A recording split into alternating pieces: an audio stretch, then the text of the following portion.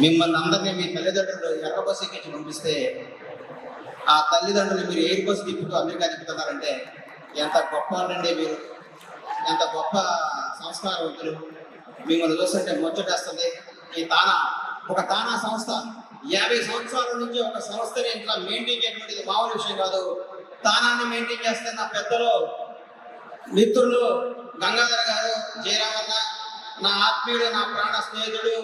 ఈ తానా గురించి ఎప్పుడు 24 గంటలు అనుక్షణం తానా తానా తానని శ్రమించే నా ప్రాణ సతీష్ వేమన గారికి ఈ సందర్భంగా ఈ తానా కోసం కష్టపడే అందరూ, ఉదయ్ కుమార్ చాపలవాడు కానీ తెలిసినాడు తెలియనాడు ప్రతి ఒక్కరికి తానా కోసం పాటుపడ్డ ప్రతి ఒక్క సోదరి సోదరులందరికీ ఈ సందర్భంగా తెలుగు రాష్ట్రాల ప్రజల తరపున మీ అందరికీ హృదయపూర్వకంగా తెలియజేస్తున్నాను. తానా గురించి, అమెరికా ప్రజల గురించి కొన్నిసార్లు చెప్పాలి.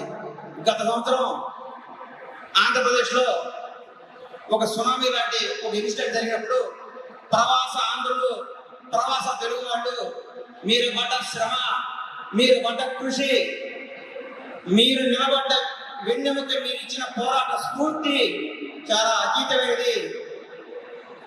ఇక్కడ 60 రాష్ట్రాలు, 60 దేశాలు, 60 ఓటర్లు చంద్రబాబు నాయుడు గారు అరెస్ట్ అయినప్పుడు మీరు చూపించిన ప్రతిభ చూస్తే ఒళ్ళు దగ్గర పుడిచిపోయింది.